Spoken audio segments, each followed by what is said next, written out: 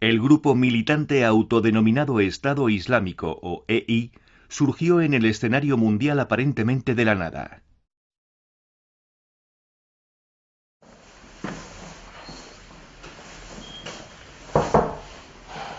En diciembre de 2014 conseguimos reunirnos con un hombre que conocía el grupo por dentro. Dice que el Estado Islámico está saqueando obras de arte históricas en Siria para recaudar fondos en el mercado negro. Vendí estas monedas a corredores de bolsa turcos y europeos por $350.000. Son monedas romanas antiguas. Servirá para proveer fondos al Estado Islámico. Vendí esta momia por $300.000. Es una pieza muy poco común, incluso en Siria.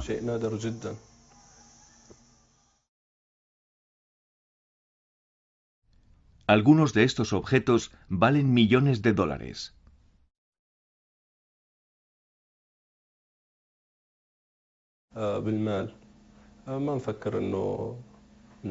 El Estado Islámico solo piensa en el dinero. Les da igual destruir 6.000 años de historia.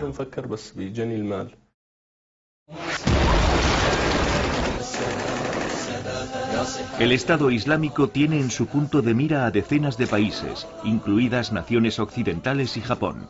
La declaración de un nuevo Estado por parte del grupo militante tuvo una gran repercusión en todo el mundo. Alá nos ha permitido instaurar el califato y nombrar a nuestro imam. Lucharemos hasta que el mundo siga a Alá.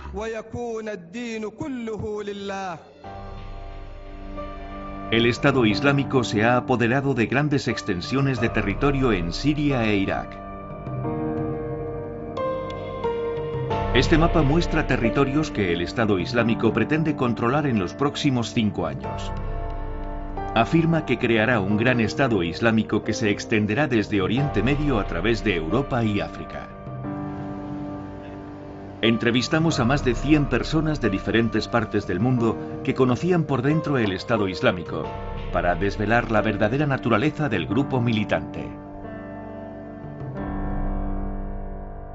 Se llevaron a todos los hombres a las montañas y allí los mataron. A las mujeres nos secuestraron. Los combatientes nos compraron y nos vendieron como esclavas. Yo quería ir a la escuela. El Estado Islámico ha destrozado totalmente nuestras vidas. Visitamos a personas que habían oído del territorio controlado por el Estado Islámico y examinamos vídeos grabados detrás de la línea del frente para desvelar lo que está ocurriendo dentro de esta organización secreta. Estado Islámico. Primera parte. Detrás de la línea del frente.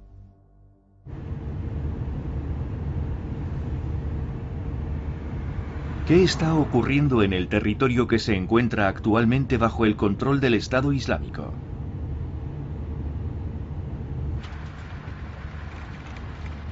Iniciamos nuestra investigación en la ciudad de Karkamış, en el sureste de Turquía.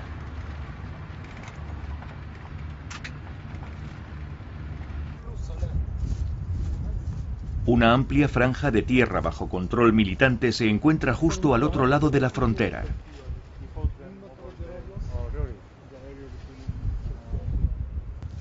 Esa es la ciudad donde nací. El Estado Islámico la ocupó y todo cambió. Este trabajador agrícola huyó al otro lado de la frontera a Turquía en marzo de 2014.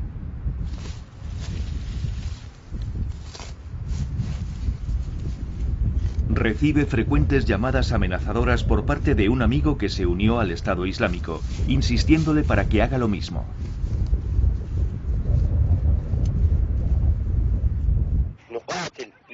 Luchamos por el orgullo de los musulmanes suníes. ¿Qué haces tú? Ten cuidado. Te cortaremos la cabeza aunque estés en Turquía. Mi amigo se ha convertido en una persona totalmente diferente por culpa del Estado Islámico. Yo no voy a unirme al Estado Islámico. Ellos matan a niños y roban. No voy a apoyar a una gente tan injusta. Más de 1000 personas se han refugiado aquí procedentes de los territorios controlados por el Estado Islámico. Su número continúa aumentando. Decapitan a la gente. Muchos de ellos dejaron a miembros de su familia en Siria. Yo tampoco estoy feliz. Por temor a sufrir represalias por parte del Estado Islámico, muchos de ellos se niegan a hablar con nosotros.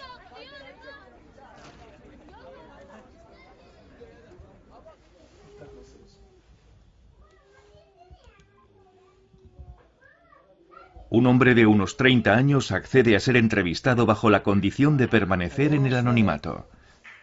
Llamó para comprobar cómo estaban sus padres, que viven en un territorio controlado por el Estado Islámico. ¿Cómo está la cosa en Siria? Hay mucha inseguridad. Tened cuidado. Nadie sale de noche.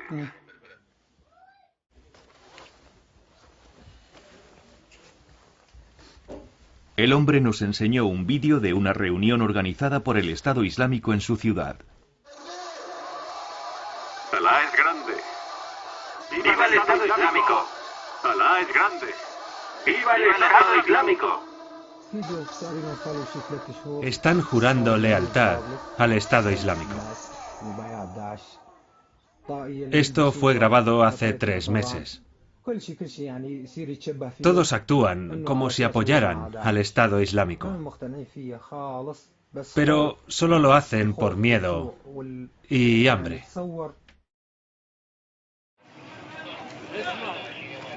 En el territorio controlado por el Estado Islámico se llevan a cabo ejecuciones en nombre de la religión.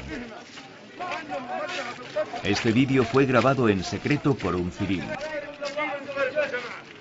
Un militante apunta con su arma a un joven, acusándolo de insultar a Alá.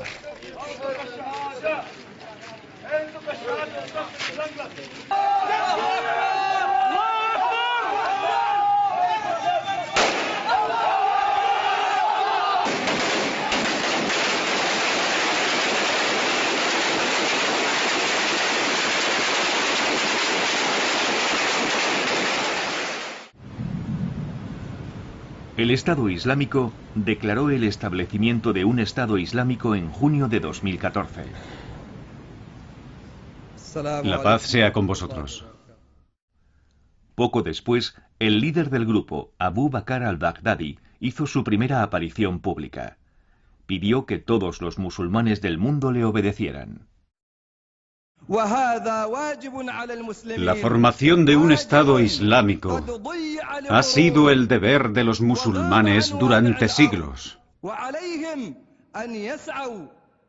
Si Alá así lo quiere, lo conseguiremos juntos. El grupo Estado Islámico tiene sus raíces entre los rebeldes suníes más extremistas que lucharon contra la ocupación estadounidense de Irak. Estos extremistas se trasladaron a Siria después del estallido de la guerra civil en 2011. Aprovecharon el caos para reclutar miles de combatientes y reunir un arsenal de armas.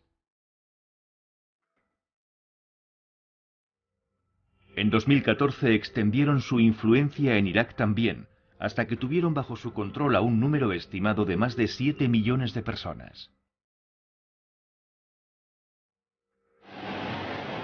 Estos vídeos de propaganda fueron realizados por el Estado Islámico. Muestran imágenes de la ciudad de Al-Raqqa en el norte de Siria que el Estado Islámico ha proclamado como su capital. El Estado Islámico ha declarado que está creando una nación con Al-Raqqa como centro neurálgico.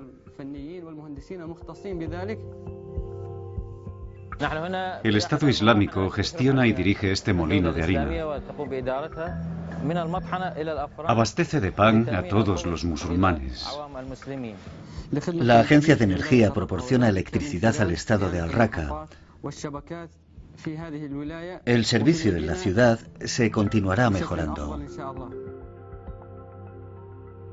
Los militantes se presentan a sí mismos como una organización que trabaja para el pueblo, construye infraestructuras y proporciona servicios públicos.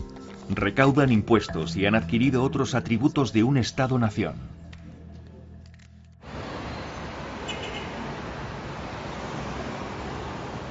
¿Qué se esconde detrás de la propaganda del Estado Islámico? En el suroeste de Turquía nos reunimos con un grupo de jóvenes activistas sirios que intentan desvelar la verdad sobre el Estado Islámico. Se vieron todos obligados a huir de sus hogares después de ser atacados por los militantes. Recaban información de camaradas activistas que trabajan en secreto dentro de zonas controladas por el Estado Islámico.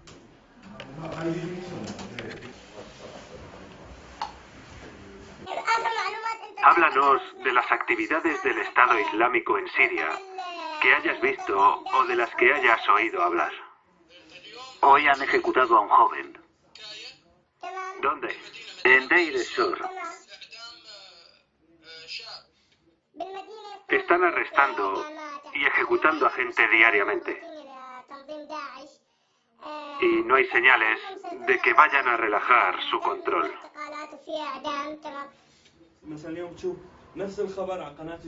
Yalud es un miembro clave del grupo. Trabajaba como periodista en Al-Raqqa antes de verse obligado a huir a Turquía.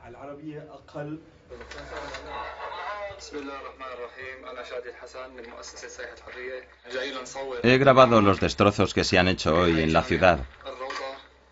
Los bombardeos han sido intensos. Yalud intenta investigar y desvelar cómo los militantes han destruido pueblos y han asesinado a cientos de civiles. Nosotros somos los únicos que podemos hacer esto. Grabaremos a los criminales. Buscaremos justicia de acuerdo a las leyes sirias, bajo la supervisión internacional. Yalud ha recibido documentos de una fuente dentro del gobierno sirio sobre campos petrolíferos que se están utilizando para financiar a los militantes del Estado Islámico. Este material muestra importantes campos petrolíferos en Siria. La región B está bajo el control del Estado Islámico, así como las regiones C y D. La región F es mitad del Estado Islámico y mitad del gobierno. El Estado Islámico controla la mayor parte de los campos petrolíferos. El Estado Islámico obtiene 1.000 millones de libras sirias cada día, 4 millones de euros de esos campos petrolíferos. Gracias a todo ese dinero, ha incrementado su poder.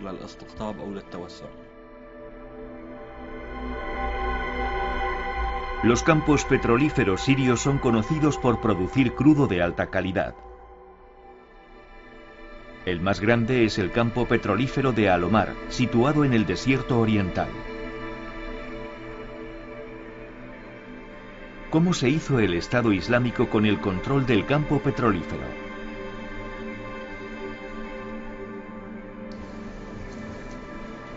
Yalud tiene un vídeo que ayuda a responder a esa cuestión.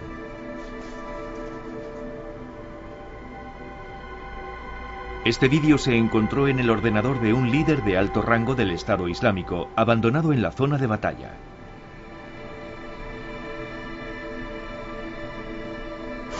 ¿Quiénes son? Líderes tribales locales.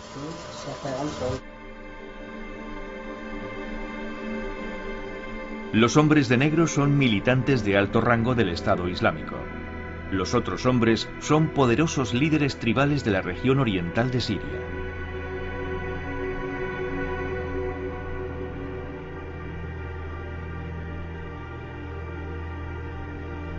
Estas tribus viven principalmente en la parte oriental de Siria, cerca del río Éufrates. El campo petrolífero de Al-Omar está cerca de allí.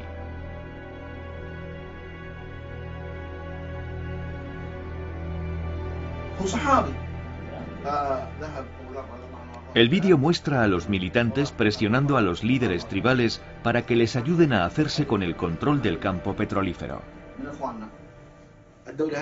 Necesitamos vuestra cooperación para construir un Estado islámico.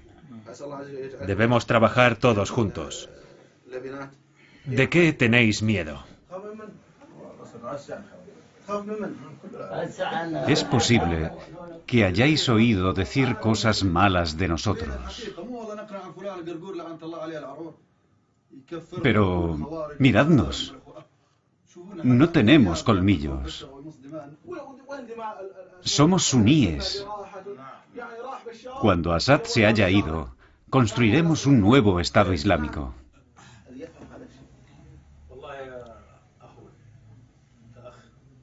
Los líderes tribales tienen miedo del Estado Islámico. Son reacios a llegar a un acuerdo. ¿Decís que tenemos que servir a vuestro líder, Baghdadi? Eso nos preocupa. Baghdadi es descendiente del profeta. ¿Cómo podéis no jurarle lealtad? Realizando una presión constante, los líderes del Estado Islámico convencen hábilmente a los líderes tribales para que accedan.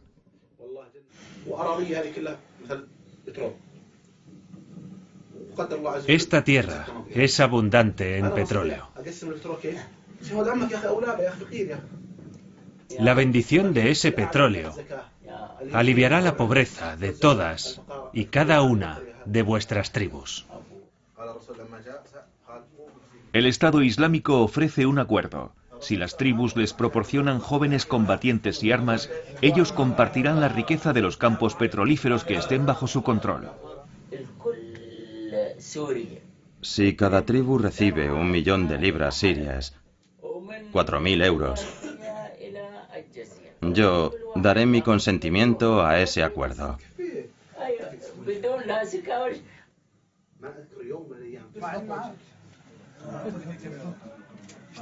Al final, los líderes tribales acuerdan cooperar.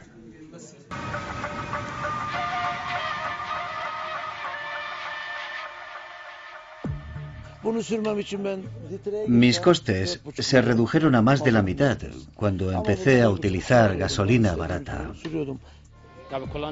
La necesitamos, venga de donde venga. El activista Jalud intenta descubrir los detalles de los campos petrolíferos y las rutas de contrabando controlados por el Estado Islámico. Espera que esta información ayude a debilitar la organización de los militantes. Ganan mucho más dinero con el petróleo de lo que pensábamos. Las cifras son espectaculares. La comunidad internacional debe pararlo. No sé cómo, pero tiene que haber una forma de lidiar con esto.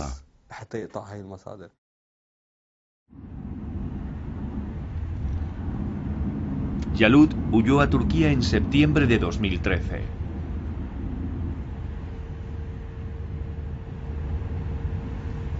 Aunque los militantes del Estado Islámico le amenazaron con matarlo, sigue trabajando en formas para derrocarlos.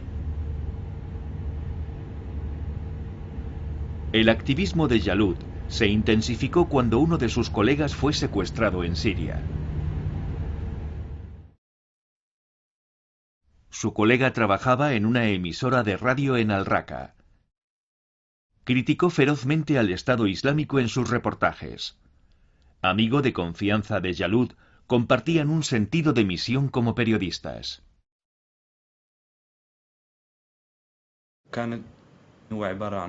Era uno de los mejores periodistas de Siria. Estuvimos juntos en Al-Raqqa cuando la gente estaba siendo sacrificada. Nos enfrentamos a la muerte juntos.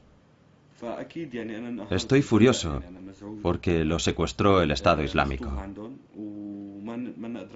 No sé si puedo ayudarle.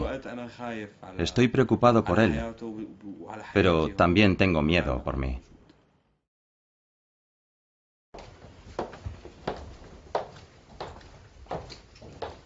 Hoy, Jalud ha podido reunirse con un líder tribal que se negó firmemente a cooperar con los militantes. Rafa al-Rayud es el líder de la tribu al-Shaitat.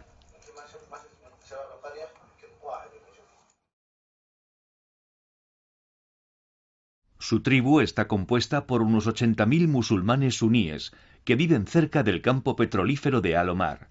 Son conocidos como un pueblo orgulloso que no se someterá a otros.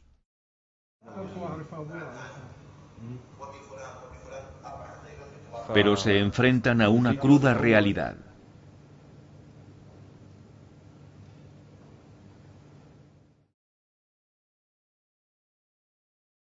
Cuando el jeque se negó a una petición del Estado Islámico para que les proporcionara jóvenes combatientes, los militantes organizaron un ataque sorpresa y asesinaron a 2.000 miembros de su tribu. Capturaron a gente que huía en coche y los llevaron a una escuela.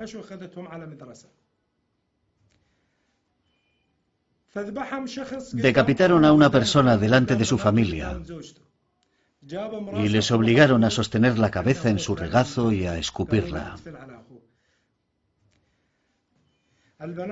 Las niñas pequeñas gritaban: «Papá, papá». Un verdadero musulmán jamás haría esas cosas. Si hubieran matado a nuestros combatientes habría sido distinto. Pero masacraron a civiles desarmados.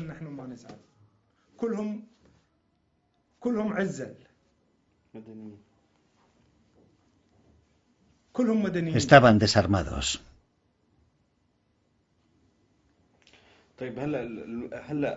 ¿Qué hará tu tribu ahora? ¿Cómo desafiaréis al Estado Islámico?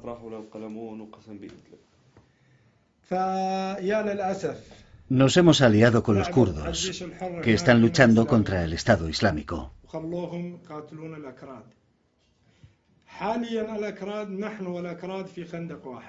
Compartimos el mismo destino con ellos. Luchando juntos, liberaremos toda Siria. Jalud está decidido a recabar más testimonios de las víctimas sobre la masacre para llamar la atención de la comunidad internacional.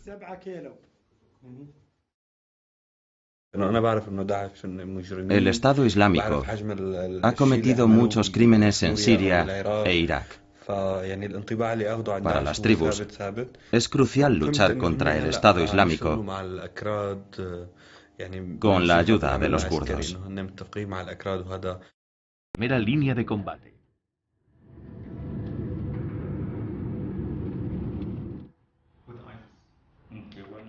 Este joven de 17 años fue combatiente del Estado Islámico.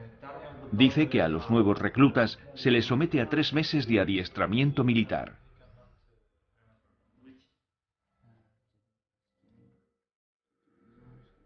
Las ideas radicales se implantan en sus mentes como parte de la formación. Este es el programa de entrenamiento que siguió este antiguo combatiente del Estado Islámico.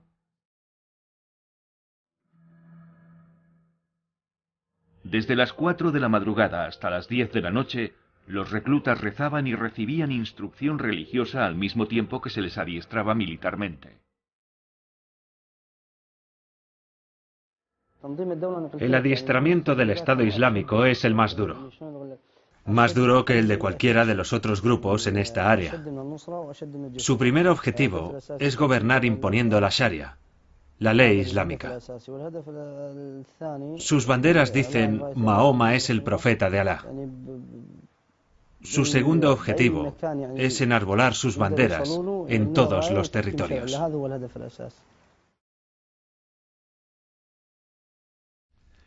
Este antiguo combatiente participó en la masacre de la tribu Shaitat. Dice que los combatientes que han sido entrenados por el Estado Islámico matan a la gente sin el menor remordimiento.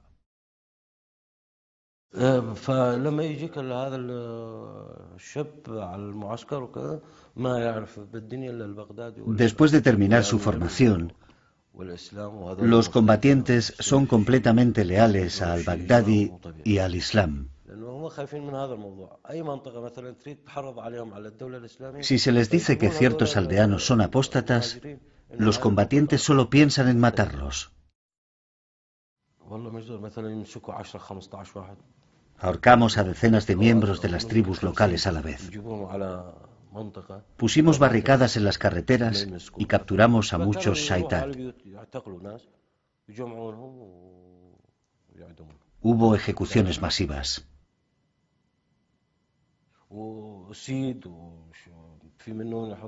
A veces les rociábamos con ácido sulfúrico. Los militantes del Estado Islámico justifican el asesinato acusando a sus enemigos de falta de fe. Este reinado del terror basado en un dogma religioso constituye el núcleo de toda su organización.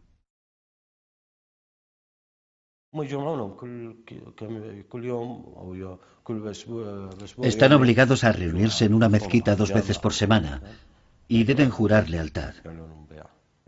Juran que no traicionarán al Estado Islámico. Se comprometen a luchar pase lo que pase, sin retroceder jamás. Si rompen su promesa, los ejecutan como apóstatas. ¿Están obligados a jurar lealtad? Eso es. Nadie puede criticar al Estado Islámico ni al califato. ¿Y si critican al Baghdadi? Se les decapita.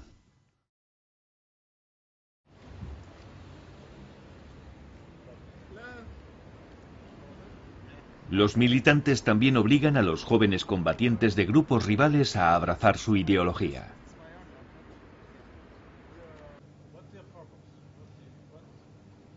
Estos refugiados de Siria tenían un vídeo que revela cómo funcionan las cosas en una cárcel del Estado Islámico.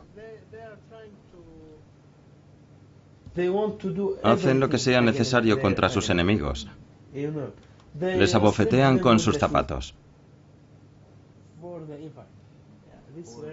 El vídeo muestra a unos combatientes capturados del Frente al-Nusra, un grupo rival, mientras militantes del Estado Islámico les lavan el cerebro. ¿Qué son los del Frente al-Nusra? Apóstatas. ¿Qué son los del Frente al-Nusra? Apóstatas. Pégale más fuerte, tú pégale más fuerte, vamos. ¿Qué son los del Frente al-Nusra? Apóstatas. ¿Qué son los del Frente al-Nusra? Apóstatas. ¿Qué son los del Frente al-Nusra? Más fuerte, ¿Qué son los del Frente al-Nusra? Apóstatas. más fuerte. Apóstatas.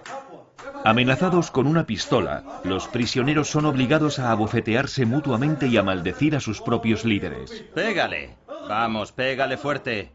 Pégale. ¿Qué son los del Frente al-Nusra? Apóstatas. Más fuerte. Más fuerte. Dale más fuerte.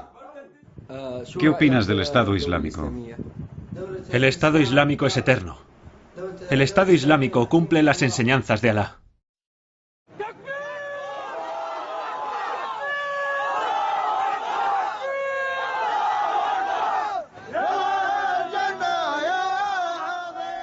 ¿A dónde conduce este lavado de cerebro?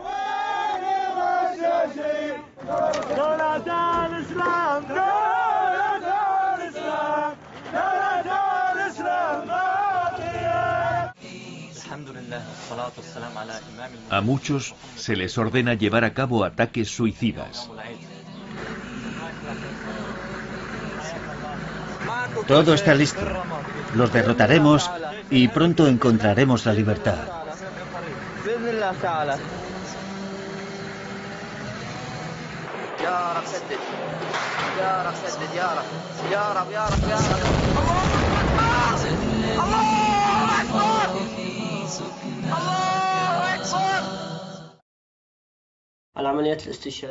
Los líderes nos hablaban de los atentados suicidas. Nos hablaban de la gloria del martirio. Hablaban del paraíso que aguardaba a los suicidas y de las mujeres hermosas que nos esperaban. Así, espoleaban nuestro espíritu de lucha. Cuando oíamos hablar del paraíso y las mujeres, estábamos dispuestos a morir.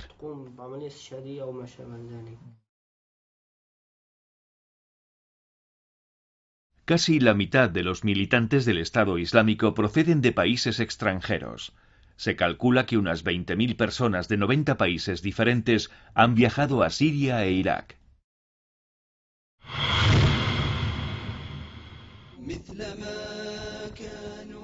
El Estado Islámico ha dedicado muchos esfuerzos a la creación de vídeos de propaganda que ayuden a reclutar nuevos adeptos extranjeros.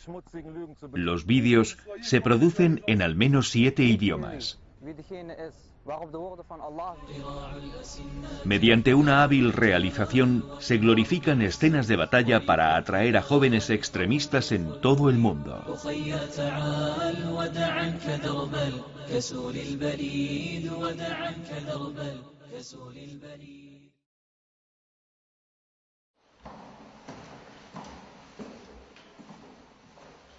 ¿Cómo se hacen estos vídeos de propaganda?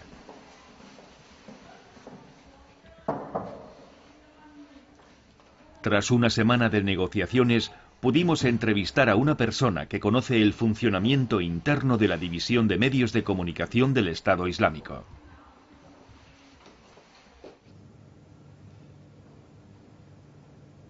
Este joven de poco más de 20 años fue capturado por militantes del Estado Islámico y obligado a ayudarles a producir vídeos.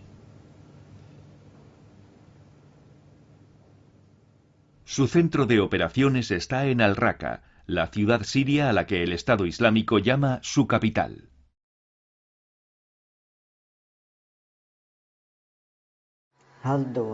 En esta rotonda, el Estado Islámico ejecuta a civiles. Detrás se ven banderas negras de los militantes. Las banderas negras. Sí. Y aquí al fondo se puede ver el centro de medios del Estado Islámico. Antiguamente era un banco, pero ahora es el lugar desde el cual el Estado Islámico envía su propaganda. El interior es grande y tiene 2 canchas de baloncesto.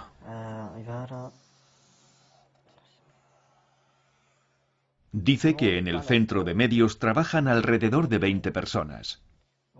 Aquí está el área de recepción. En la recepción había siempre 3 hombres armados con fusiles Kalashnikov. Kalashnikov. Sí. Hemos reconstruido el interior del centro de medios basándonos en el testimonio del joven.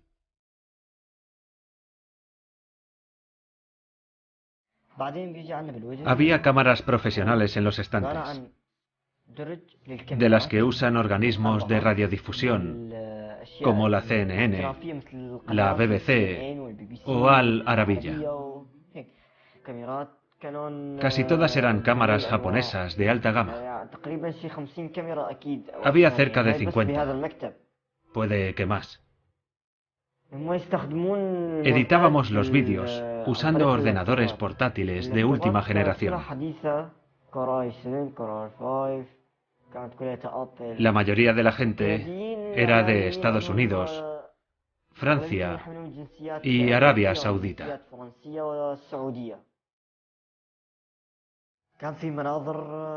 Los vídeos de decapitaciones sangrientas no les molestaban en absoluto. Y explotaban el impacto de esas imágenes. El Estado Islámico nos dijo que usáramos los medios de comunicación para proclamar al mundo que tenían la fuerza necesaria para convertirse en una nación.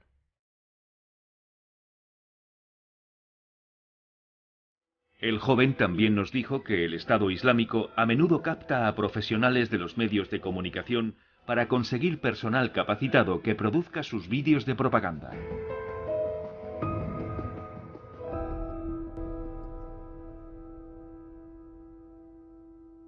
Él mismo había trabajado como periodista, lo que atrajo la atención de los militantes. Le torturaron y le obligaron a trabajar en su centro de medios de comunicación. Pero sabía que no podía jurar lealtad al Estado Islámico, así que estaba decidido a abandonar la organización.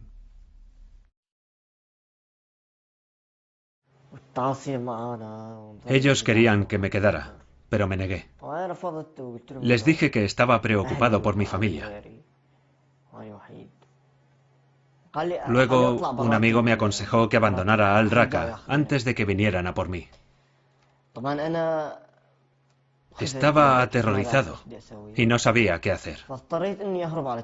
Así que huí a Turquía.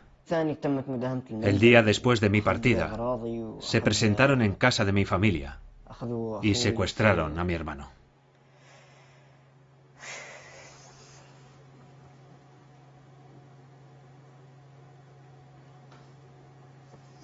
El joven todavía no sabe qué ha sido de su hermano.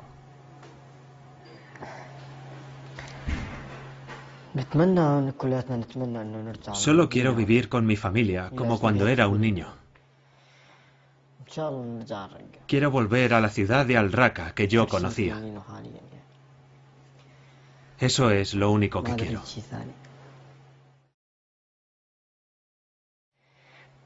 يا شعب سوريا يا شجعان بلادي يا خيمة عزم ابني بالعمادة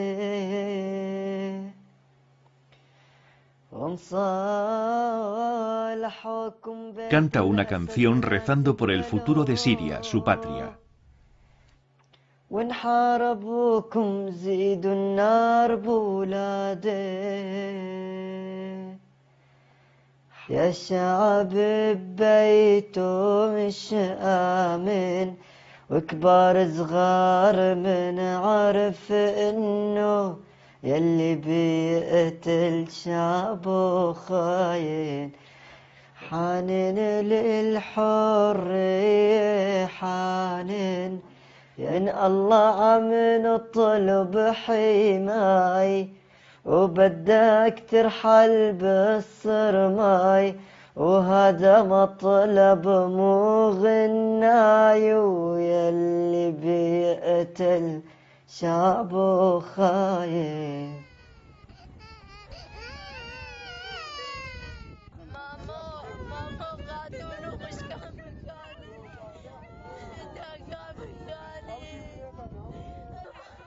$12 millones de personas han sido expulsadas de sus hogares en Siria e Irak. Los yazidis, una minoría religiosa del norte de Irak, se han visto especialmente afectados.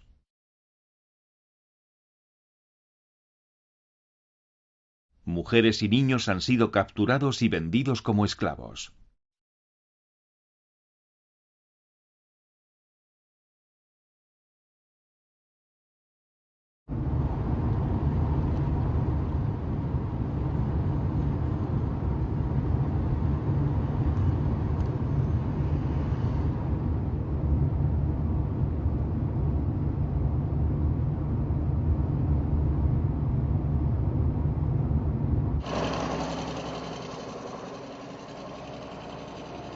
Pudimos hablar con una niña de 15 años de edad que logró escapar de los militantes del Estado Islámico.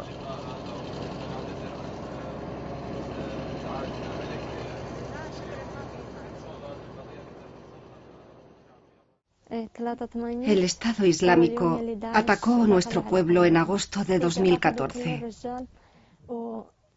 Los hombres fueron trasladados a las montañas. Allí los fusilaron. A las mujeres nos capturaron. Nos llevaron a una gran residencia. Allí nos retuvieron a mí, a mi hermana y a otras 100 mujeres.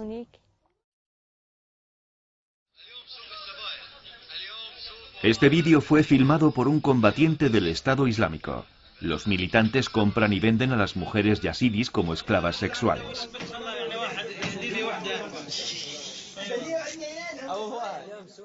Yo pagaría mucho por una de ojos azules. Yo quiero una de ojos verdes, pero tiene que ser bonita. Yo quiero una de 15 años, con una buena dentadura. ¿Y si no tiene dientes? Si no tiene dientes, ¿para qué la quiero? Pues la disparas. Yo quiero una chica yazidi.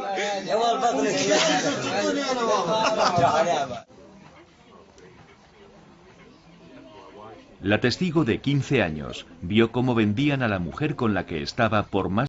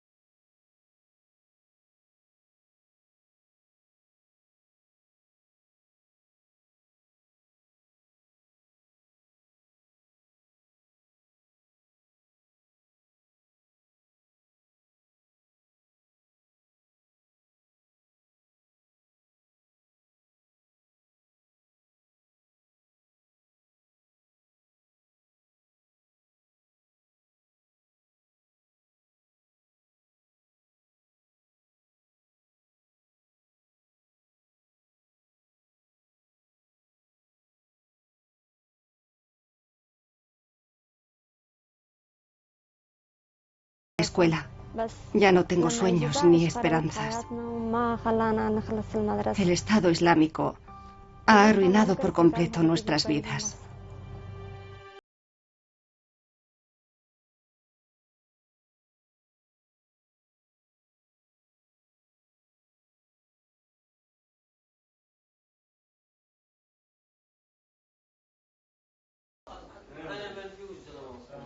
Jalud y sus compañeros activistas continúan trabajando para poner al descubierto los crímenes del Estado Islámico.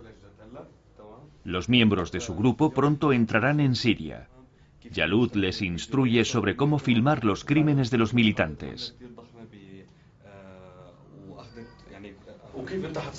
Mostradme cómo se filma un sitio que ha sido atacado.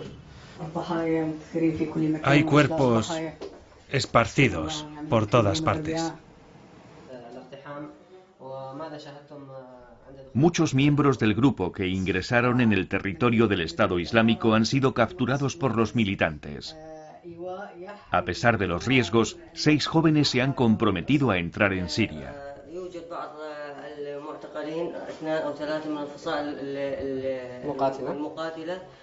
Los ciudadanos de Siria son nuestros hermanos y hermanas. El cruel destino que están sufriendo nos desgarra el corazón. Vamos a documentar todas las bases del Estado Islámico, sus equipos y sus activos ocultos. Haremos lo que sea necesario para derrotarlos.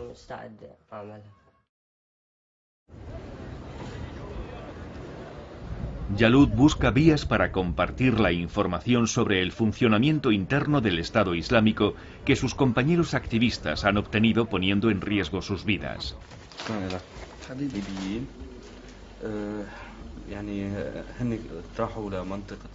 Hoy se reúne con un representante de una organización no gubernamental con conexiones en toda Europa. Hablan de la compilación de un informe sobre las tribus masacradas. Muchas víctimas se niegan a hablar porque temen represalias. La gente no tiene la costumbre de documentar las cosas que suceden. Pero si trabajamos juntos, podemos recoger testimonios. Eso es estupendo. La ONU está dispuesta a investigar los crímenes del Estado Islámico en Siria.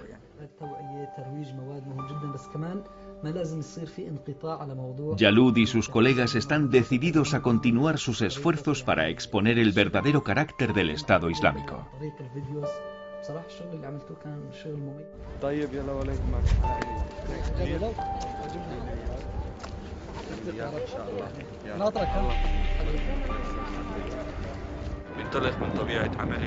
Tenemos la obligación moral de ayudar a nuestro país. Lo que hacemos es para nosotros la postura más natural. Vamos a seguir trabajando para ampliar nuestra base de apoyo. Creo que podemos poner fin a estas atrocidades. Bien. Gracias. Suerte. Sí, gracias. Bueno, adiós. ¿Cuándo recuperarán su patria estos refugiados del terror? Sin un final a la vista, la batalla para poner fin a la noche oscura del Estado Islámico continúa.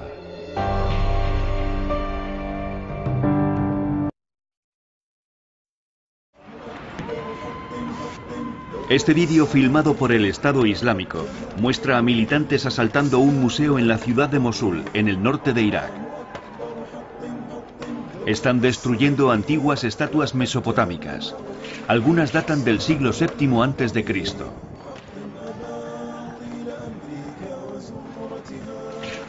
Objetos históricos de incalculable valor, apreciados por el mundo entero, están siendo destruidos en nombre del Islam radical. El profeta Mahoma ordenó que se destruyeran todos los ídolos.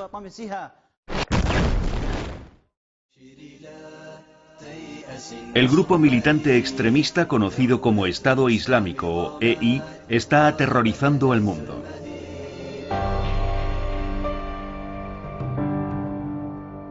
¿Cómo pudo el líder del grupo, Abu Bakr al-Baghdadi, crear una organización de tal calibre?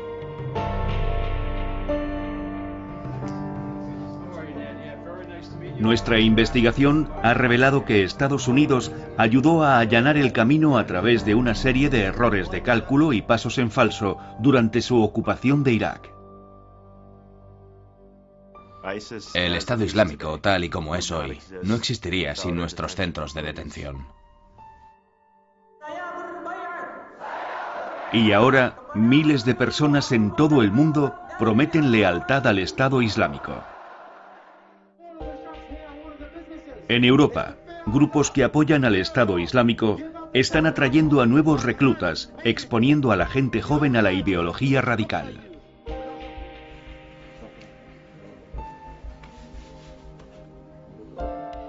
Utilizaremos todo lo que esté en nuestras manos, hasta que todo el mundo sea gobernado por el Islam. Una cadena interminable de ataques terroristas continúa.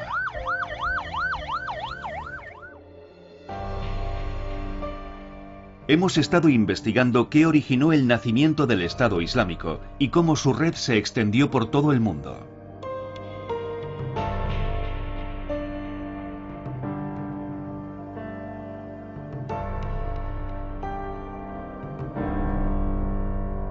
Estado Islámico. Segunda parte. Los orígenes del Estado Islámico. En julio de 2014, el Estado Islámico mostró las primeras imágenes de su líder, Abu Bakr al-Baghdadi.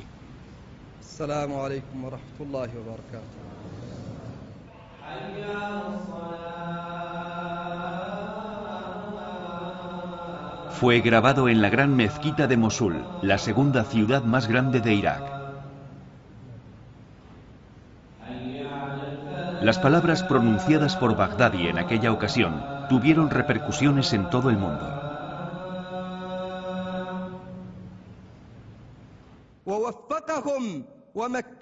Alá nos ha permitido instaurar el califato y nombrar a nuestro imam.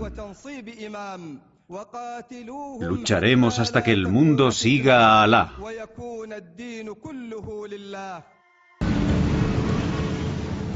En Indonesia hay 200 millones de musulmanes.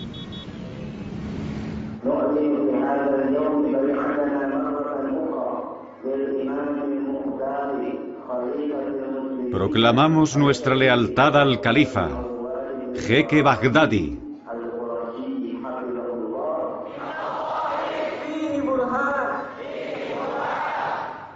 Al día siguiente a la publicación del vídeo de Baghdadi, 700 seguidores se congregaron en Yakarta para jurar lealtad.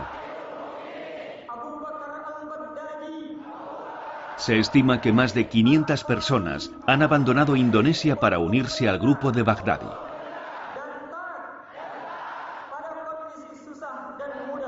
Juro amistad y devoción. Juro amistad y devoción. A Abu Bakr al-Baghdadi.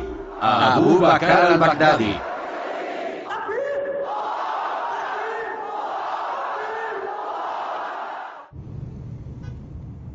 ¿Cómo y por qué cientos de jóvenes se sintieron atraídos por esta llamada? Visitamos una ciudad en Java Occidental, desde donde muchos han viajado a Siria.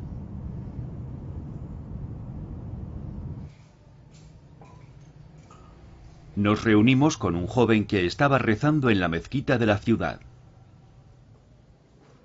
Él también ha decidido convertirse en un combatiente del Estado Islámico.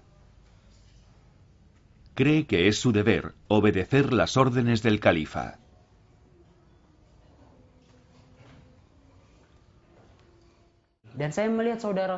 He visto cómo sucede en Irak, en Siria,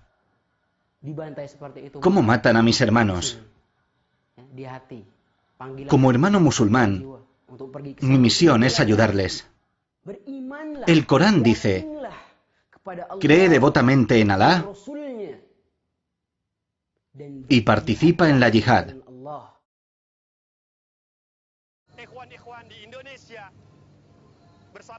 El joven tiene 21 años y enseña en una escuela religiosa. Se unió a una organización extremista local hace un año. Dice que se enteró de la existencia del grupo Estado Islámico a través de vídeos de propaganda en idioma indonesio publicados en Internet.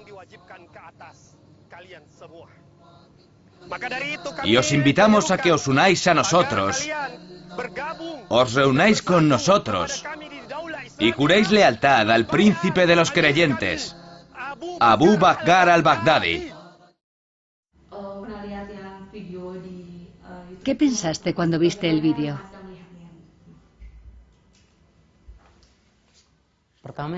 Al principio me sentí confuso. Y cuando vi las decapitaciones en Internet, me quedé realmente sorprendido. El Islam busca justicia y paz. ¿Por qué entonces tanta violencia? Pero tenemos que darnos cuenta de que el Estado Islámico está bajo asedio. Entonces lo comprendes. O matas o mueres. Es el deber del Estado Islámico instaurar la ley de Alá.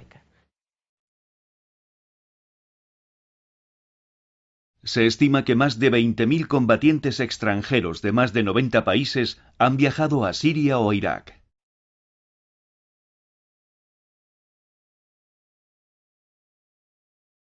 La mayoría son de Oriente Medio, pero actualmente hay cerca de 4.000 combatientes procedentes de Europa. Se estima que más de 500 proceden de Reino Unido.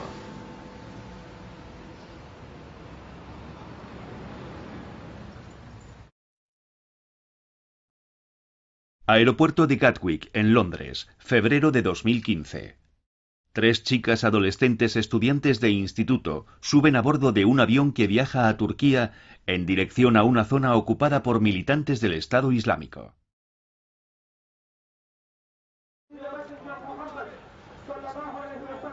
En Londres encontramos a un grupo de seguidores del Estado Islámico que estaban reclutando gente en las calles abiertamente. Queremos instaurar las leyes islámicas en la sociedad. Reino Unido tiene una población musulmana muy numerosa y el grupo ha sido capaz de radicalizar a cientos de jóvenes, haciéndolos creyentes de su versión extremista del Islam. Alá nos ordenó tomar esta identidad del Islam y morir por esta identidad del Islam. El grupo ha sido designado como organización terrorista y ha sido prohibido por el gobierno, pero sus miembros siguen creando nuevas entidades, dificultando que se pueda poner freno a sus actividades. Creen en una interpretación extremista del Islam y sostienen que el Estado Islámico ha creado una sociedad ideal. Que los musulmanes vivan bajo el califato es un deber. Y vivir bajo las leyes hechas por el hombre está prohibido. Es necesario llevar a la gente allí, al Islam, bajo la autoridad del Estado Islámico, ya sea invitándolos y convenciéndolos o luchando y conquistándolos.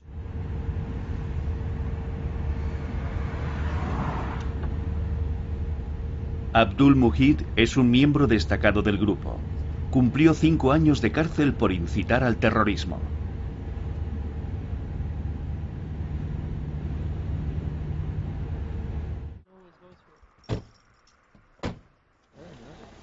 Muhid recorre la ciudad por la noche reclutando nuevos miembros.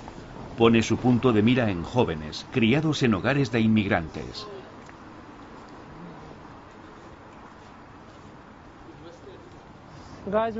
Chicos, ¿queréis un folleto sobre el Islam? ¿Queréis un folleto sobre el Islam? ¿A esto lo llamas libertad? Esto no es libertad, tío. ¿Este no es un país libre? Este no es un país libre. No, ¿por qué no? Cuando ven un corte de pelo como este, nos juzgan de inmediato como camellos, atracadores, ladrones.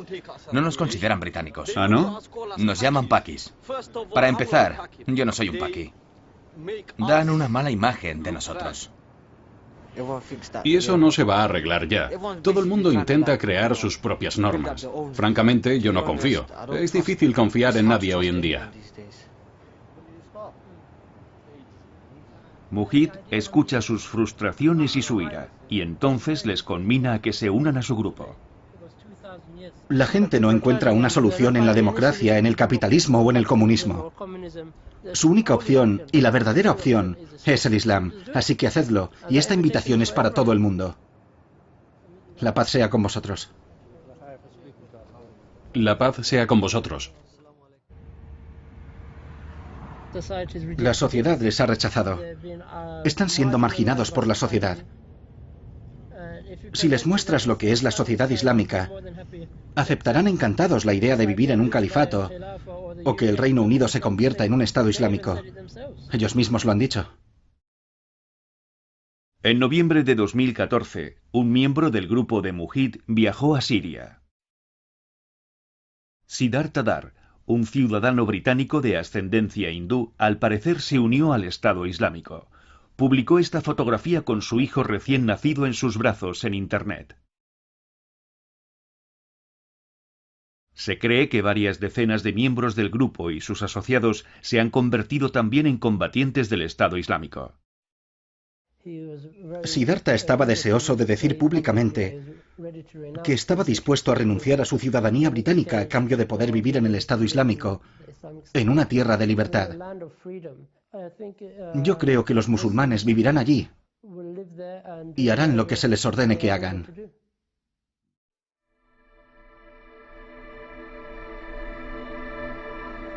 Baghdadi ha liderado la rápida expansión mundial de su organización. ¿Cuál fue el proceso de conversión de este extremista islámico?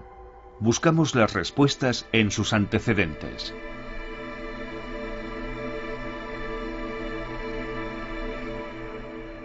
Baghdadi nació en 1971 y vivió en la capital de Irak, Bagdad, entre los 20 y los 30 años.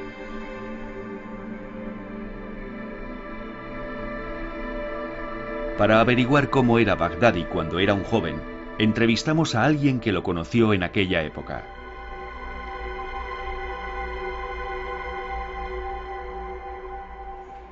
Hisham al-Hashimi es un antiguo consejero de seguridad del gobierno iraquí y ha estudiado al grupo Estado Islámico en profundidad. Dice que conoció a Baghdadi hace 20 años cuando era estudiante. Coincidimos varias veces cuando él estaba estudiando las tradiciones proféticas. Me pareció una persona extremadamente discreta y educada.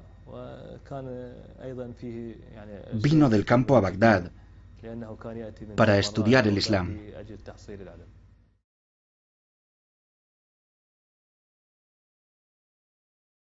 Baghdadi obtuvo un doctorado en estudios islámicos en una universidad de Bagdad.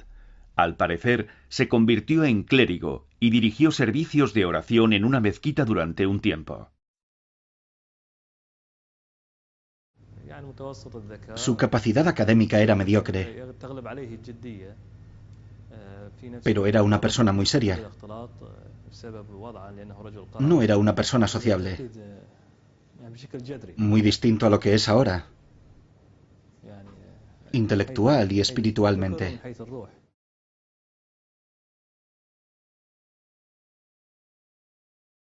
Cómo este discreto estudiante se convirtió en líder de una gran organización terrorista.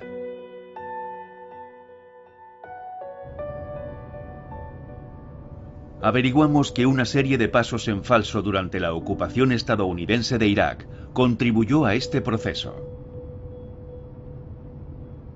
Entrevistamos a un antiguo funcionario que desempeñó un papel central en los servicios de inteligencia estadounidenses. Hola, ¿qué tal? Encantado y muchas gracias por pedirme que venga a hablar. Michael Flynn es el antiguo director de la Agencia de Inteligencia de la Defensa de Estados Unidos, cuyo cometido es el análisis de las amenazas terroristas.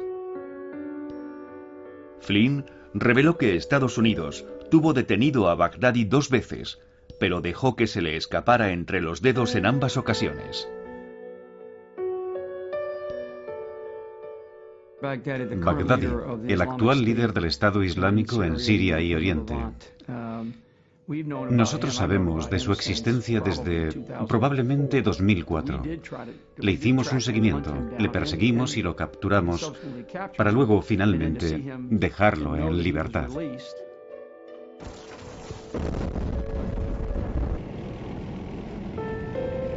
Estados Unidos capturó a Baghdadi en medio del caos provocado por la guerra de Irak.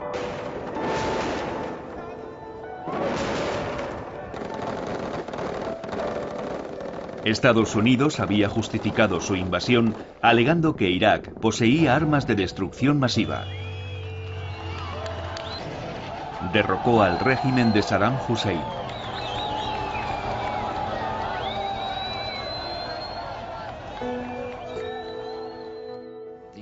Estados Unidos y nuestros aliados hemos prevalecido, y nuestra coalición está comprometida en la seguridad y reconstrucción de ese país. Decenas de miles de miembros del partido de Hussein y miembros de las Fuerzas Armadas de su régimen fueron puestos en libertad por las fuerzas de ocupación estadounidenses. Aquello desencadenó una violenta oposición en todo Irak.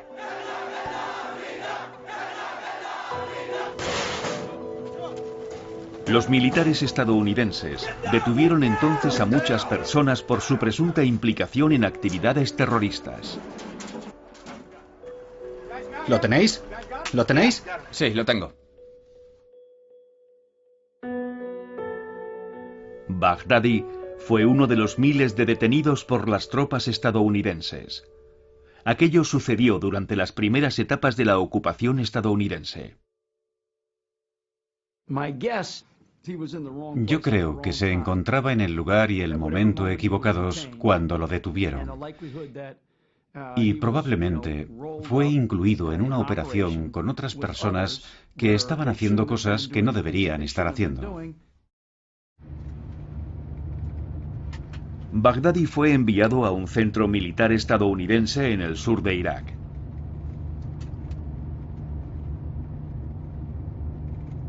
Se llamaba Centro de Detención de Camp Bucca. Fue encarcelado 2 veces, primero durante 2 meses en 2004 y posteriormente durante 3 años en 2006.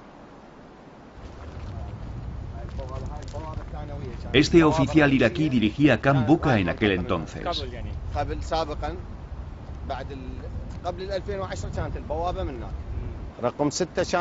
Baghdadi estaba en el módulo 6, que estaba allí. A varios de ellos como reclusos del centro de detención en aquella época.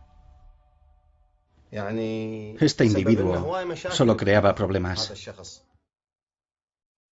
Este hombre, que estaba recluido en la celda contigua a la de Baghdadi, es Abu Mohammed al-Adnani, que se convirtió en el portavoz del Estado Islámico.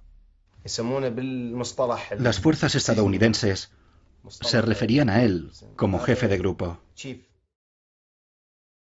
Este es Fares Reif al-Naima, actualmente jefe de logística del Estado Islámico. Otro preso, Abdullah Ahmad al-Mishadani, dirige actualmente misiones suicidas para el Estado Islámico. Baghdadi construyó también relaciones sólidas con antiguos miembros de las fuerzas militares del régimen baacista de Saddam Hussein. El partido Baath árabe socialista y los combatientes del Estado Islámico tenían el mismo objetivo.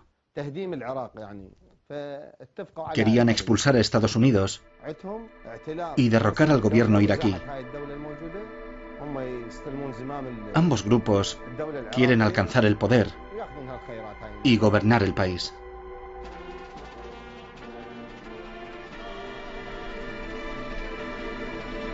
En 2009, cuando las tropas estadounidenses aceleraron su retirada de Irak, se dio otro paso en falso. En el proceso de cierre de Camp Bucca, Estados Unidos entregó a Baghdadi al gobierno iraquí como sospechoso de ser un terrorista peligroso. Pero según Estados Unidos, el gobierno iraquí lo puso en libertad por iniciativa propia. Obviamente fue una mala decisión ponerlo en libertad. Considerando que lo tenían encarcelado, fue una mala decisión dejarlo en libertad, y las consecuencias de ello son muy obvias para nosotros en estos momentos. 2 años después de la puesta en libertad de Baghdadi, su organización encontró una oportunidad para incrementar en gran medida su poder, la primavera árabe, que entonces sacudía Oriente Medio.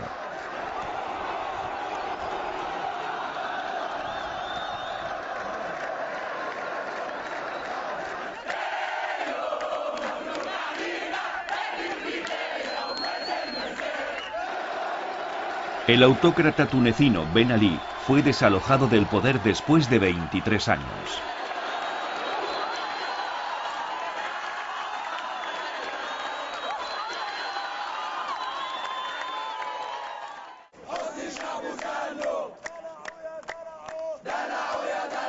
¡Mubarak, dimite!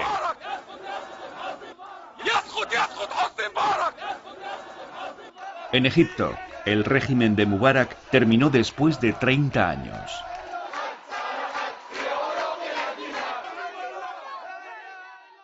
La primavera árabe se extendió por todo Oriente Medio.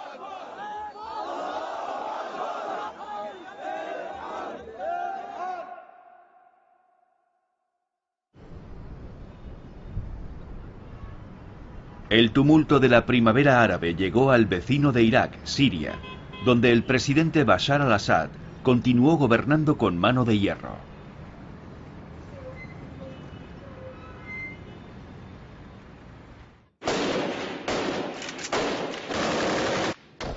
El régimen de Assad se negó a dimitir, provocando una revuelta armada de fuerzas antigubernamentales, y estalló una feroz guerra civil.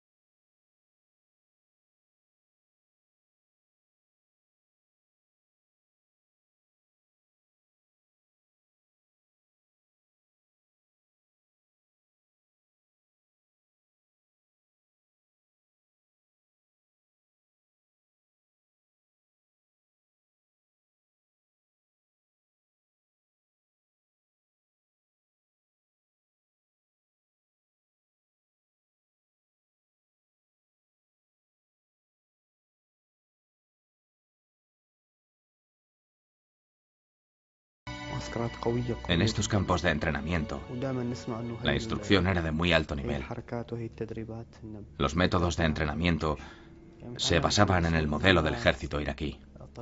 Misiles tierra-aire, colocación de minas, asesinatos, chalecos suicidas cargados de explosivos, adiestramiento físico, todo de alto nivel. Adnani, el portavoz del Estado Islámico, también fue designado para gobernar a la población civil.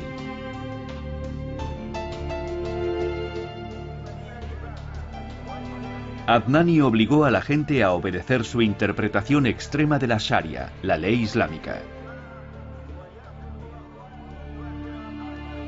Los que no se sometían podían ser crucificados.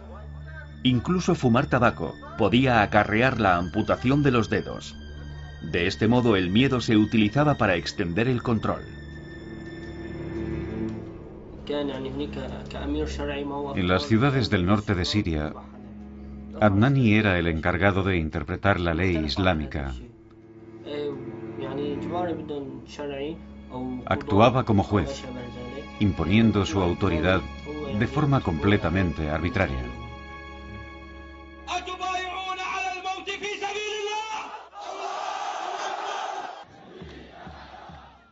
Mientras el caos se extendía a través de Siria, en Irak, decenas de miles de manifestantes suníes participaron en manifestaciones de protesta contra el gobierno.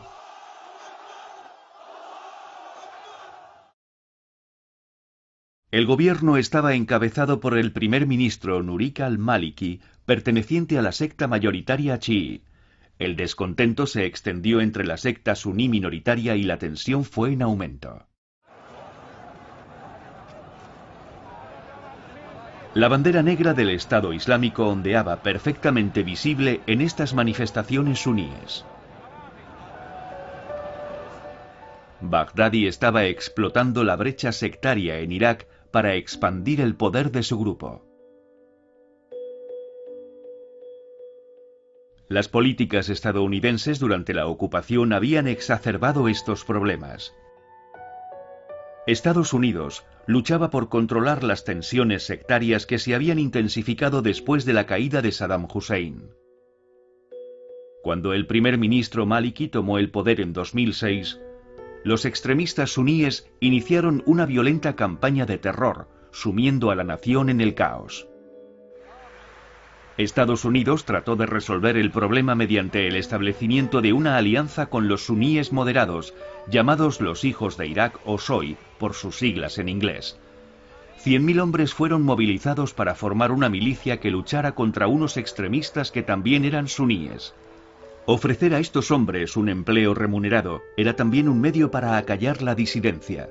La coordinación con el SOI corrió a cargo de Richard Welch, coronel del ejército de Estados Unidos. Se trata de una transferencia de todos los contratos estadounidenses al gobierno iraquí.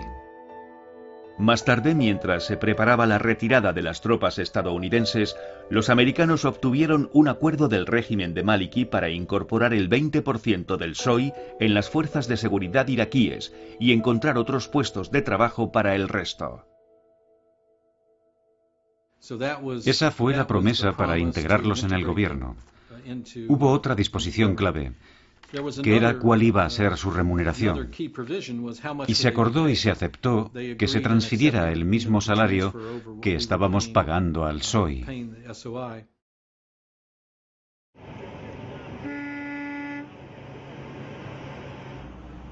Pero el plan comenzó a desmoronarse con la retirada de las tropas estadounidenses de Irak.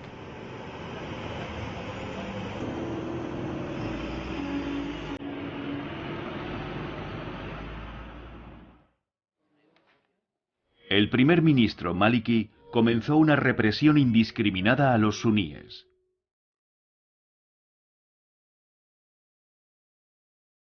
Se arrestó a un gran número de milicianos y sus organizaciones fueron disueltas. Esto provocó una furiosa reacción de los suníes. Siempre hemos creído que Maliki renegó de su promesa. Al gobierno iraquí nunca le gustaron los Shawwa. Siempre desconfiaron de ellos. Veían a terroristas y a baacistas en todos los grupos, así que estaban en contra de ellos. Se pidió al primer ministro que redujera la tensión sectaria, pero el ex embajador estadounidense en Irak, Christopher Hill, no pudo convencer a Maliki.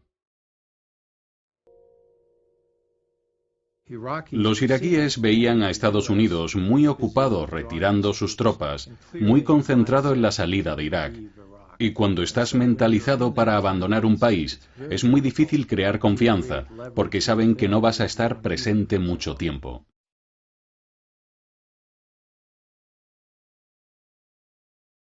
Baghdadi se aprovechó de la rebelión de la minoría suní.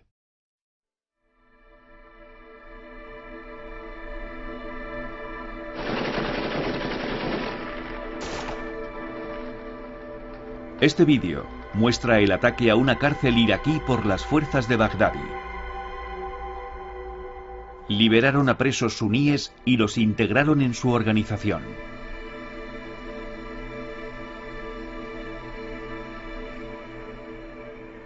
Un importante líder de las milicias, Ali Hatem al-Suleiman, había trabajado estrechamente con el coronel Welch. Nos comentó que muchos de sus propios milicianos se unieron más tarde a las fuerzas del Estado Islámico. El terrorismo no puede ser justificado como una actividad política.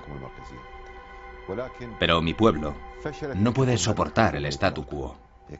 Son ciudadanos de este país, pero no son respetados como tales. No tienen trabajo y nadie se asocia con ellos. Los suníes no pueden ingresar en las fuerzas de seguridad iraquíes.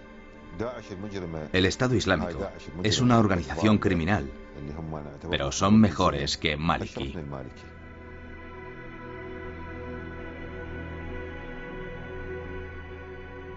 La explotación de las divisiones sectarias para expandir el poder en Irak fue algo que Baghdadi aprendió del líder terrorista Abu Musab al-Zarqawi, el fundador de Al-Qaeda en Irak.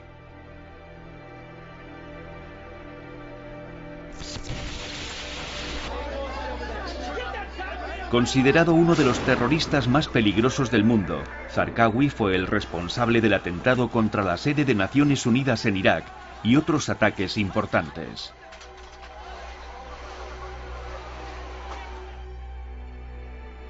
Zarqawi fue asesinado por Estados Unidos en 2006, pero dejó este proyecto para la creación de un Estado Islámico.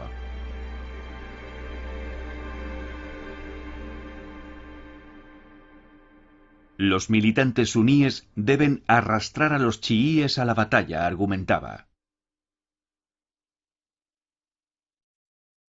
Esto, decía, despertará a los suníes poco comprometidos, impulsándolos a unirse a la lucha.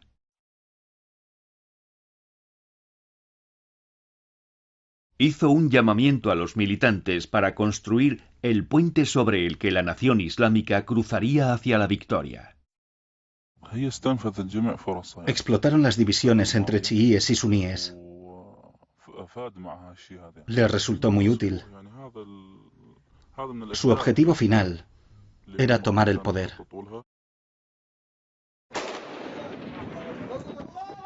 El Estado Islámico siguió el modelo de Zarqawi y las explosiones se expandieron rápidamente. En enero de 2014 se apoderaron de la ciudad de Faluya, situándose a las puertas de Bagdad.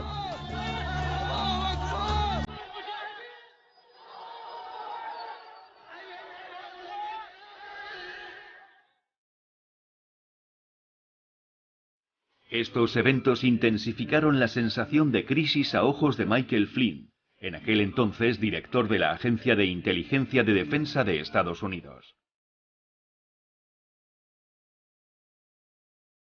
En febrero de 2014 dio la voz de alarma en un informe clasificado dirigido al Congreso. Algunos fragmentos del informe se han hecho públicos. El Estado Islámico, informaba Flynn, había sido capaz de mantener refugios seguros en Siria. Y añadía, Probablemente tratará de apoderarse de territorio en Irak y Siria en 2014 para hacer una demostración de su fuerza. Pero en ese momento, el presidente Barack Obama pareció restar importancia a la amenaza en una entrevista concedida a una revista. Obama hacía distinciones entre el grupo Al-Qaeda de Bin Laden, que asaltó el territorio estadounidense, y los grupos extremistas que participan en las luchas locales, a menudo sectarias en Oriente Medio. Calificó a estos últimos con el término JV, que sirve para designar a jugadores de baloncesto de categorías inferiores. Flynn lo considera un error. El bosque ya estaba ardiendo en Siria y ahora ha empezado a arder también en Irak, y tenemos que prestar más atención a esta situación. Si algo consiguió la entrevista, es que algunas personas comenzaran a prestar un poco más de atención al problema. Pero una vez más, lamentablemente, Irak no era una prioridad.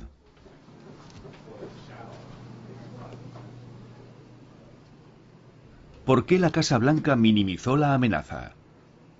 Dennis Ross fue consejero especial del presidente para asuntos de Oriente Medio.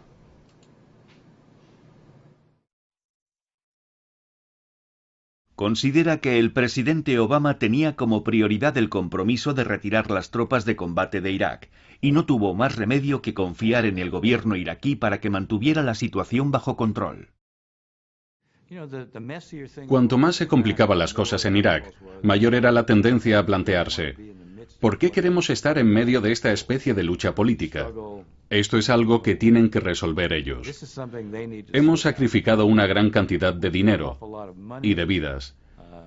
Y si finalmente ya no hay violencia allí y se produce un proceso político desordenado, dejemos que hagan frente a su proceso político desordenado.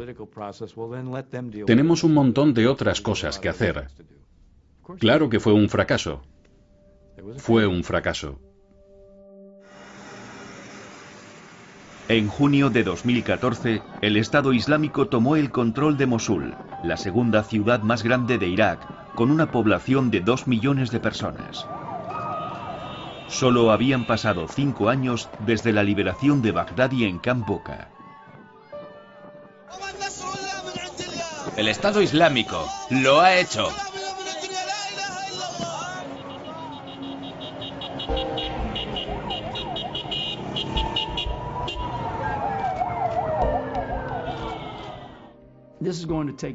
Llevará décadas, si no toda una generación, resolver el problema a causa de la incapacidad o la falta de agilidad de la comunidad internacional para tomar decisiones y hacer algo al respecto.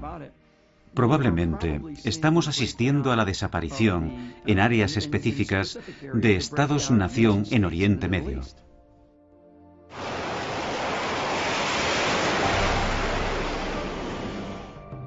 Desde agosto de 2014, Estados Unidos y otros 11 países de Europa y Oriente Medio han llevado a cabo ataques aéreos contra posiciones defendidas por militantes del Estado Islámico. Miles de combatientes del Estado Islámico han muerto. Unos 200 objetivos, incluyendo las instalaciones petroleras que proveen de fondos a los militantes, han sido destruidos. El ejército iraquí ha intensificado las operaciones terrestres. Sus tropas han logrado recuperar algo del territorio capturado por el Estado Islámico.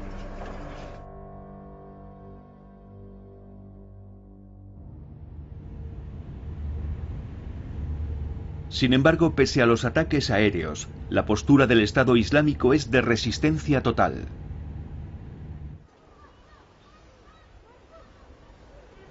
Gente que vive en áreas de Siria controladas por militantes de estos grupos informan que con frecuencia se produce el secuestro de menores. Mi sobrino tenía solo 14 años y se lo llevaron. Apresan a la gente así, indiscriminadamente. Ayer a las 10 de la noche, mientras mi familia dormía, se llevaron a mi hijo. No se puede hacer nada. Si dices algo, te matan.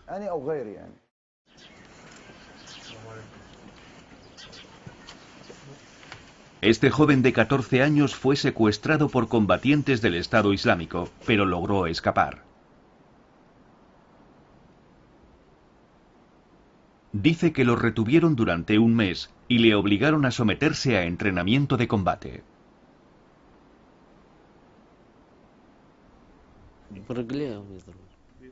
Me ataron las manos y los pies. Me colgaron y me torturaron durante 3 días. Entonces lo primero que me enseñaron fue a matar.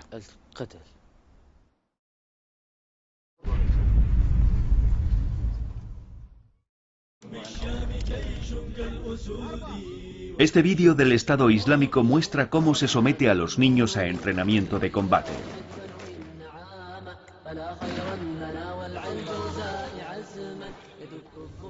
El Estado Islámico se prepara para luchar hasta la muerte, enviando a niños al campo de batalla.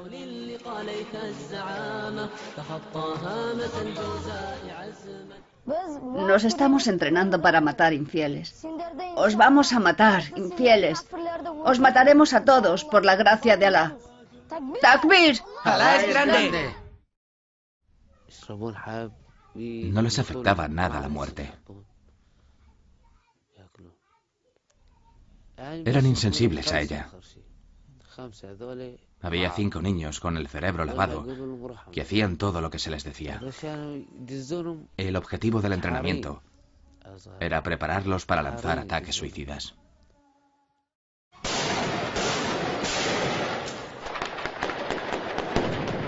Una sucesión de ataques terroristas por parte de extremistas islámicos ha sacudido a los países occidentales. El grupo Estado Islámico ha emitido repetidas llamadas a sus seguidores en todo el mundo para llevar a cabo este tipo de ataques. Nuestro poder está creciendo. Tenemos fe en nuestra victoria. Nuestros enemigos pierden la confianza. Que todos los creyentes derramen la sangre de los cruzados. Usad bates o cuchillos. Usad un coche o incluso una piedra.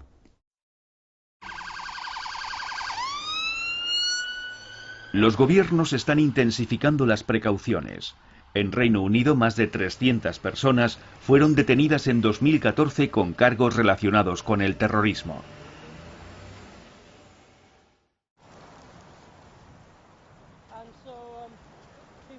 Sin embargo, estos esfuerzos han creado, irónicamente, nuevas oportunidades para los extremistas. Partidarios del Estado Islámico en Londres visitan ahora a los que han sido detenidos. Quieren que sus camaradas radicalicen a otros reclusos y ayuden a difundir su ideología extremista.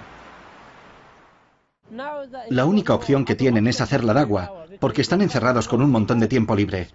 En las calles, en las cárceles, en los hospitales, en las guarderías, en los colegios, en las universidades, en las oficinas de empleo. Solo nos detendrá la muerte. Musulmanes se están reuniendo en el mundo entero para denunciar la maldad y para que algún día el mundo despierte. No creáis en la propaganda, no creáis en aquellos que quieren mancillar el nombre del Islam.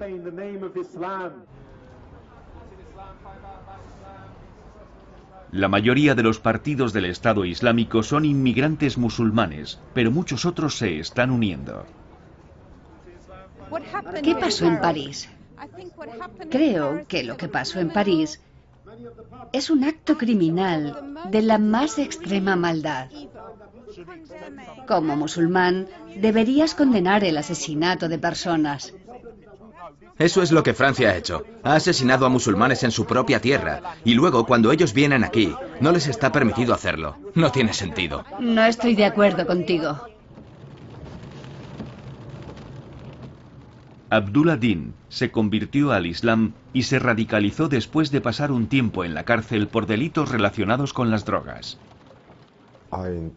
No pude acabar mis estudios, no tenía un techo donde vivir y caí en la delincuencia.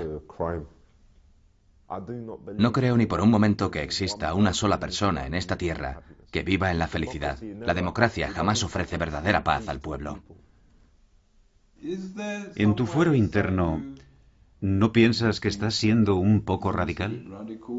No, en absoluto. ¿Por qué? Porque soy musulmán. Y el profeta Mahoma dice, ninguno de vosotros es un verdadero creyente hasta que odia volver a la incredulidad. Si tienes una ideología y tratas de difundirla, la lucha armada es inevitable. ¿Sabíais que en Francia, por ejemplo, el burka está prohibido? Este grupo británico tiene miles de seguidores en todo el mundo, incluyendo Bélgica, Dinamarca y Australia. Quieren prohibir la carne halal. Quieren debatir si las mujeres pueden o no llevar velo. El núcleo del Islam, lo que llamamos el sistema califato, la ley islámica y el orden, el sistema normativo, se ha establecido ahora en partes de Siria e Irak, lo cual constituye un cambio fundamental. Estamos al borde de una nueva era. Es un sistema de valores y una forma de vida completamente diferentes. Creen en la expansión de las fronteras y un día tomarán el mundo entero.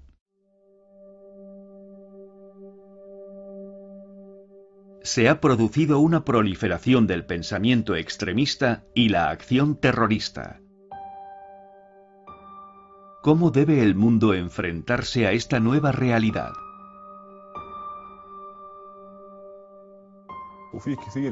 El asesinato de al-Baghdadi no destruirá al Estado Islámico. Sus ambiciones son de largo alcance. En nombre de la religión, ocuparán el Líbano, Jordania y Arabia Saudí. Donde quiera que haya paz ahora. El Estado Islámico no es una estructura militar que pueda ser derrotada.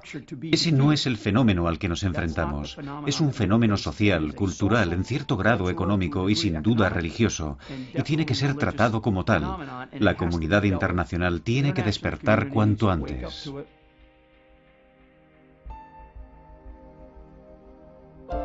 El Estado Islámico, uno de los legados más perversos y persistentes de la profundamente errónea guerra estadounidense en Irak, continúa propagándose. ¿Cómo podemos detener la reacción en cadena del terrorismo y el odio?